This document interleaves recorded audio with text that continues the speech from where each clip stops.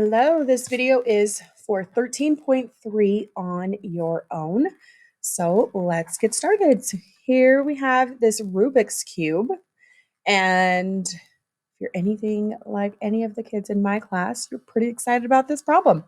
So we need to find the volume of the puzzle cube. So how many cubes could fit inside of this?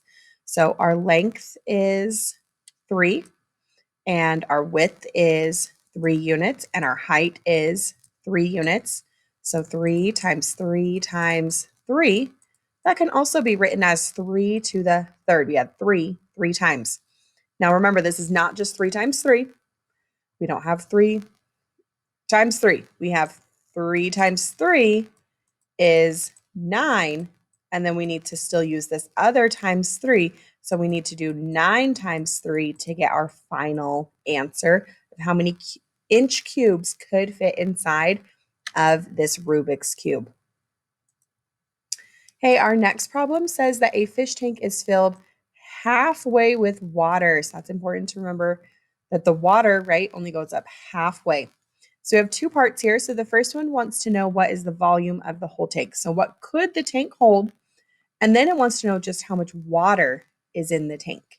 So this first one, we are using volume, so length times width times height. So let's find our length is 15. Ooh. And our width going back is 10.5. And then our height going up for the whole entire tank is 12.8. So the volume of the tank is 15 times 10.5. Don't forget to move your decimal. And then times that by 12.8. Don't forget to move your decimals over. So that's how much the tank could hold. So now let's see how much it actually is holding. So remember, our water only goes up halfway. So we still need length times width times the height of the water. So the length, the water goes from edge to edge, is 15.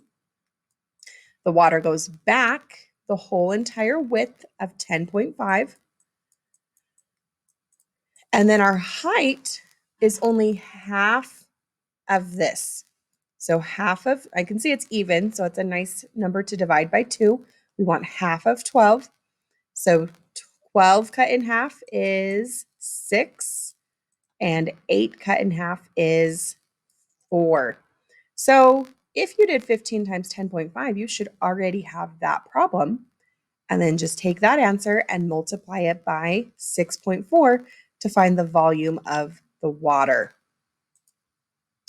Hey, a concert poster is shipped in the box shown. What is the volume of the poster box? So volume, length times width times height. So the length of the box is 24. And then going back, the width is 3 2/5. And then our height going up is 2 1/5. Now we are using improper fraction or mixed numbers and fractions. So we want to change those into improper fractions. So here we have 24 over 1. 5 times 3 is 15, 16, 17 over 5. Our denominator stays the same. 5 times 2 is 10, plus 1 is 11 over 5. So I notice 5 can't go into any of these numbers because they don't end with 5 or 0. So we just need to multiply, and then simplify. And because our problem was given to us as fractions, we can give them the answer back as fractions. So if there's a remainder, we don't need to bring down a decimal and zeros. We can just use that remainder and put it over the denominator or the number that we divided by. Hey, here we have that Carmen is building this dresser, and the rectangular portion of the dresser has a volume of 27 cubic feet. So the volume equals 27. How could we find this missing dimension? Well, I would start and write out the formula. Volume equals length times width times height, and then we're going to substitute in what we know. So we know volume is 27. The length here going across is 6. The width going backwards, we don't know. So we're looking for that width there. And our height going connecting the top and the bottom is 3. So we need to get W all by itself. So I would start and combine the 6 times 3. So 6 times 3 is 18. So now we have 27 equals 18 W's. So how can we get 18 all or W all by itself?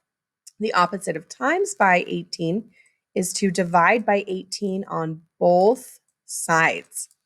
So we're going to divide here on both sides. So this side cancels out. Now we need to simplify this side. So we'll divide since 27 is bigger. So one thing to remember is if the little number is on top, we don't divide that out. We just simplify that. But if we have a bigger number on top, like 27 over 18, that's when we want to divide that because we'll get a mixed number. So we have a whole number up here. If the problem were 18 over 27, that's not a whole thing. We would just simplify and make it smaller. But that's not what we have. So see how many times 18 goes into 27. And then you will probably need to simplify that problem down to the simplest form or find it as a decimal since it didn't specify. It doesn't have either 6 and 3 or whole numbers. It didn't have fractions or decimals. I think you could give it as either answer. Hey, a set of dishes comes in a cube-shaped box. So remember, cubes are made up of squares, and it has 6 squares. And it has a surface area of 600 square inches. So first, how would you find the surface area of a cube? Well, how do you find the area of a square? So lots of names we could call it. We could call it length times width, or base times height, or even S times S for side times side because they're exactly the same.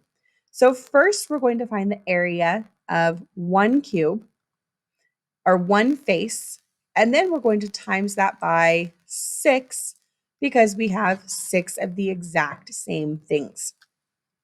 So now we want to find the area of one face of the cube. So we know the total is 600. So we have 600 for all 6 sides. So we have 6 sides and we want to find just one of those sides. So we're going to divide 600 divided by 6. And that's going to tell us how much one side is. So this answer tells us 1 square. These are just 1 square here. So now we need to figure out the dimensions of this cube. And remember, it's a square. So something times something, the same exact thing, is going to equal this answer here. Remember, these are the same squares. So what times itself equals this side of one cube? So do some thinking. Maybe start with 5 times 5. We know 5 times 5 is 25.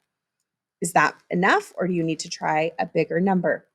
So now once you know the dimensions, they're all the same because it's a cube, you're going to do that number times itself to find the volume because every dimension of a cube is exactly the same.